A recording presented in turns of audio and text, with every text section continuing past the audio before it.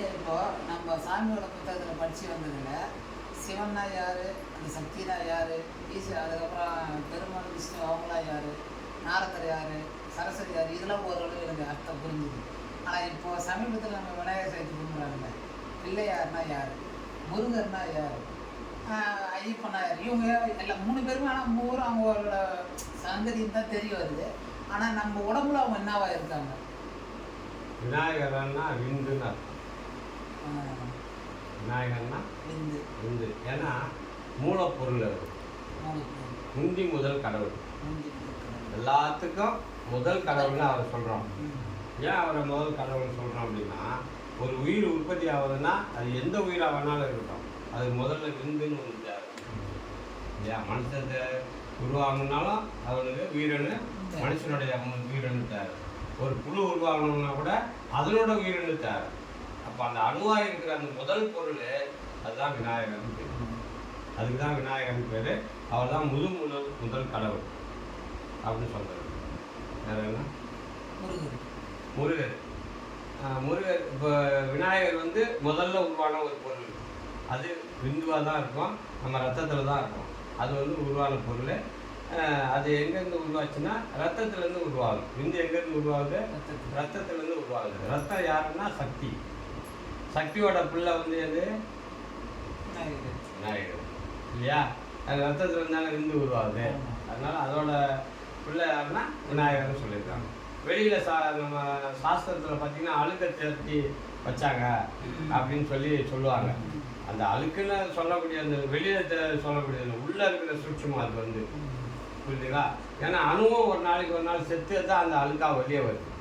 இப்போ நமக்கு அழுக்கு எப்படி வருது அப்படின்னா, இறந்த அழுக்களுடைய கழிவு தான் அந்த அழுக்காக நமக்கு வெளியில் வர காரணம். அப்போ அதனால விநாயகர்னா சக்தியிலேருந்து பிறந்தது அப்படின்னு முதல்ல அது உருவாயிடுச்சு.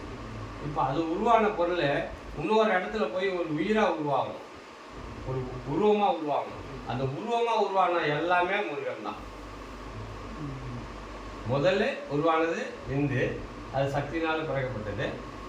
சிவன் ஈஸ்வரன் அந்த ஒரு ஒரு உடல் உறவின் காரணமாக அதை ஸ்ப்ரே பண்ணும், உள்ளே போய் தெளிக்கும். அதை விதை தெளித்தா தானே அது முளைக்கும். அது மாதிரி இங்கே ஒரு அது மாதிரி அது பண்ணுறதுனால அது எது மூலமாக நடக்குதுன்னா காற்று மூலமாக தான் நடக்குது. காற்று இருந்தால் தான் அந்த ஸ்ப்ரே ஆகும். அப்போ அந்த ஸ்ப்ரே ஒவ்வொரு மனுஷனுக்குள்ளேயும் ஒவ்வொரு ஆண் பெண்ணுக்குள்ளேயும் இருக்குது. அது மூலமாக நம்ம உருவமாக பறக்கிறதுனால அது முருகன் சொல்கிறது. புரியுதுங்களா? அது முதல்ல உருவானதுனால அவர் அண்ணன், ரெண்டாவது உருவாகிறதுனால உருவமாக உருவானதுனால இது தம்பி. புரியுதுங்களா? அது தலை இருக்குது பார்த்தீங்களா? அந்த தலை ஏன் அந்த தலை மாதிரி வச்சுருக்கிறோம் அப்படின்னா, அந்த தலை விந்தணு இதில் பார்த்தீங்கன்னா மைக்ரோஸ்கோப்பில் பார்த்தா அந்த விநாயகரோட தலை மாதிரி தான் இருக்கும். புரியுதுங்களா? அதோட தத்துவத்தை அங்கே வச்சுருக்காங்க. அவ்வளோதான்.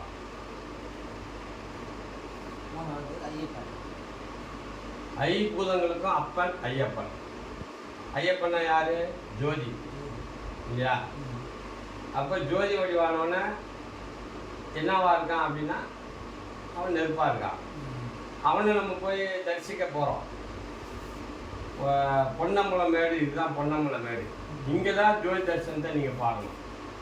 ஆனால் அங்கே போய் ஜோதி தரிசனத்தை இப்போ காட்டுறாங்க, பார்த்துட்டு வராங்க. பொன்னம்பலம் மேடுன்றது குருவ மத்தியம்தான். இல்லைங்களா? 5 பூதங்களுக்கு அப்பன் ஐயப்பன். அதனால தான் அவருக்கு ஐயப்பன் பேர். பஞ்சபூதங்கள் 5. அதில் அப்பனாக இருக்கிறது. நம்ம எல்லாம் எதுலேருந்து பிறந்தாலும் நெருப்புலேருந்து தான் நம்ம பிறந்திருக்கோம். ஜோதி வடிவமாக தான் நம்ம வந்தோம். அதுதான் நீங்கள் ஐயப்பனை தரிசிக்கணுன்னா சரங்குத்தின்னு ஒன்று இருக்கும். நீங்கள் போனீங்கன்னா மலைக்கு போயிருக்கீங்களா? இங்கே யாரும் மலைக்கு போனது போயிருக்கீங்களா? சரங்குத்தின்னு ஒன்று இருக்கும். குச்சி போகிறாங்கல்ல, அந்த குச்சியை குத்திட்டு போனால் தான் நீங்கள் ஐயப்பனை பார்க்க முடியும். ஏன்னு கேட்டால் நம்மளுடைய ஜீவனாக இருக்கிற அதுக்கு பேர் தான் சரவணன் பேர். நம்மளுடைய ஜீவ காற்றுக்கு பேர் தான் சரவணன் பேர். இந்த சரத்தை கொண்டு போய் இந்த பொன்னம்பலம் மேட்டுக்கு போகிறதுக்கு முன்னாடி ஒரு இடம் இருக்கும். அந்த இடத்துல போய் குத்தணும். நீங்கள் குத்துனா அங்கே ஒரு திரை விலகும். இந்த சரத்தை வச்சு குத்துனா திரை விலகும். திரை விலகுனா உள்ள ஜோதி தரிசனத்தை நீங்கள் பார்க்கலாம். இது வெளியில் உள்ளே நடக்க வேண்டிய விஷயம் வெளியில் தத்துவமாக காட்டியிருக்காங்க. புரியுதுங்களா? சரி, தொண்ணூறுலேருந்து ஒரு இரு, இரு, இரு.